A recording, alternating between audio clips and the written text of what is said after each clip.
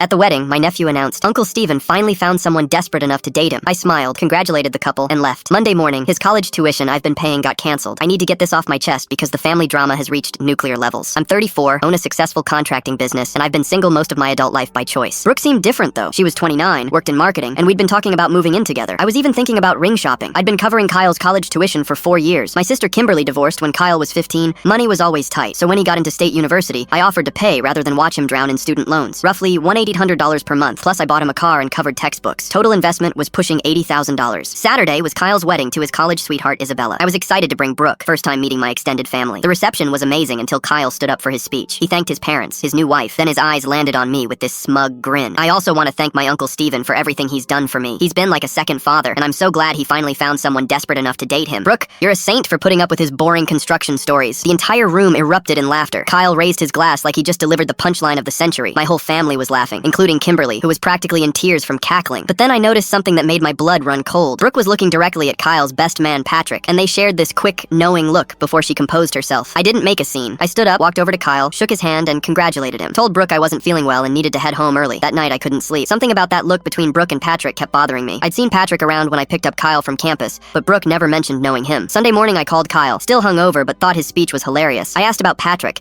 and Kyle mentioned Patrick and Brooke had been seeing each other on and off for about 2 years. They'd broken up in February, but Patrick still asked about her all the time. My stomach dropped. Brooke and I started dating in March. The timeline was crystal clear. Barely any gap between their breakup and when she started dating me. I spent Sunday doing research. Brooke had always been secretive about social media. I created a fake account and found photos of her with Patrick dating back 18 months. Most recent post was from 2 weeks ago, them at a restaurant together. Monday morning, I called the university's financial aid office. Due to unexpected family circumstances, I need to discontinue funding effective immediately. I also stopped the automatic transfer for his monthly expenses. Then I called Brooke, told her I knew about Patrick and we were done. She went into damage control, claiming it was just friendship. I told her I'd seen the photos and heard the timeline from Kyle himself. She started crying, begging me to meet for coffee. I declined and blocked her number. By Tuesday afternoon, my phone was ringing nonstop. Kimberly was furious, demanding to know why I'd canceled Kyle's tuition. I explained calmly the wedding speech and discovering Brooke's betrayal. Kimberly accused me of being vindictive, punishing Kyle for something that wasn't his fault. I reminded her Kyle was an adult who chose to publicly humiliate me at his wedding, and my financial support was a gift, not an obligation. He clearly knew about Brooke and Patrick, but never bothered mentioning it. Kyle finally called yesterday, clearly panicking about his final semester starting in 3 weeks. Tried apologizing for the speech, claiming he was drunk and didn't mean anything by it. When I brought up him knowing about Patrick and Brooke, he got defensive, said it wasn't his place to get involved in my relationship. I explained that watching family get played by someone they care about and staying silent isn't neutral, it's complicit. He argued he barely knew Brooke and didn't think it was serious between her and Patrick. The whole family thinks I'm overreacting, but I'm done being the family ATM for people who don't respect me. Kyle had one job, show basic respect at his own wedding. Instead, he chose to humiliate me while knowing his best friend was playing me behind my back. Actions have consequences, and sometimes those consequences cost $80,000.